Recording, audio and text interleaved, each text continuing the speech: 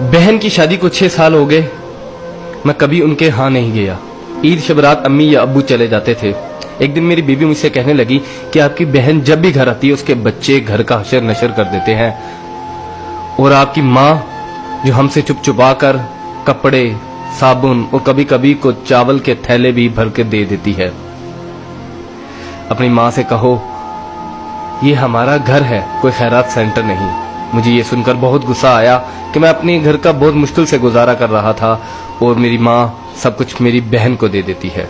बहन एक दिन घर आई हुई थी तो उसके बेटे ने टीवी का रिमोट तोड़ दिया। मैंने माँ से गुस्से से कहा कि माँ, बहन को कहा करो ईद के दिन आया करे, और ये जो आप साबुन, चावल और ये जो चीजें देती हो इनको बंद करें। माँ चुप रही, लेकिन बहन ने ये सारी बातें सुन ली। 4 बज रहे थे, बच्चों को तैयार किया तो बहन ने कहा कि भाई मुझे बस स्टॉप तक छोड़ आओ। मैंने झूठे मुंह कहा बहन रुक जाती कुछ दिन। बहन मुस्कुराई और बोली नहीं भाई, बच्चों की छुट्टियां खत्म हो रही हैं, मुझे जाना है। फिर जब हम दोनों भाइयों में जमीन का बंटवारा हो रहा था तो मैंने साफ इनकार कर दिया कि मैं अपनी जमीन से बहन को हिस्सा नहीं दूंगा। तो माँ ने कहा कि बेटी का भी तो हक बनता है। मैंने गाली देते हुए कहा जो कुछ भी हो जाए मैं बहन को हिस्सा नहीं दूंगा। मेरी बीवी ने भी बहन को बुरा भला कहा, वो बेचारी खामोश थी। बड़ा भाई अलहदा हो गया और मेरे बड़े बेटे को टीबी हो गया और मेरे घर के हालात खराब हो गए। जितना सब कुछ था मैं उसके इलाज पे लगा चुका था। मेरे पास इलाज करवाने के पैसे नहीं थे, मैं बहुत परेशान था।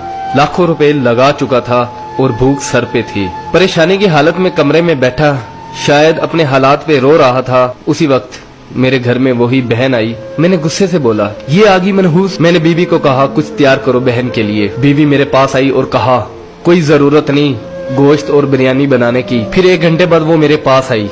भाई परेशान हो। बहन ने मेरे सर पे हाथ फेरा, कहा बड़ी बहन हूँ तुम्हारी, गोद में खेलते रहे हो, अब देखो मुझसे बड़े लगते हो। फिर मेरे करीब हुई और अपने पर्स से कंगन निकाले और मेरे हाथ पे रख दिए और आहिस्ता से बोली पागल तू एम ही परेशान होता है। बच्चे स्कूल थे, सोचा दौड़ते दौड़ते भाई से मिल आऊं। ये कंगन बेचकर अपना खर्च करो और अपने बच्चे का इलाज करवाओ। शक्ल तो देख जरा तूने क्या हालत बना रखी है। मैं खामोश था, बहन की तरफ देखी जा रहा था। बहन ऐसा से बोली किसी को मत बताना, तुमको मेरी कसम है। मेरे माथे पे बोसा दिया और 1000 रुपया मुझे दिया जो 150 के नोट थे, शायद उसकी जमा पूंजी थी। मेरी जेब में डालकर बोली बच्चों को गोश्त ला देना और परेशान मत हुआ कर। जल्दी से अपना हाथ मेरे सर पे रखा, देख कितने बाल सफेद हो गए। वो जल्दी से जाने लगी तो उसके पैरों की तरफ देखा तो टूटी हुई जूती पहनी हुई थी और पुराना सा दुपट्टा ओढ़ा हुआ था। जब भी आती थी वही दुपट्टा ओढ़कर आती थी। बहन की इस मोहब्बत में मर चुका था मैं। हम भाई कितने मतलब प्रस्त होते हैं, बहनों को पल भर में बिगाना कर देते और बहनें भाइयों का जरा सा दुख बर्दाश्त नहीं करती। मैं हाथ में कंगन पकड़े जोर जोर से रो रहा था, उसके साथ मेरी आंखें भी नम हो गई। अपने घर में खुदा जाने वो कितने दुख सह रही होगी।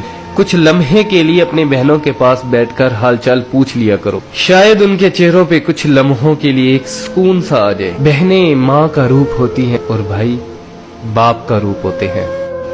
स्टोरी अच्छी लगी हो तो इसको लाइक कर दीजिएगा, इसको शेयर भी कर दीजिएगा।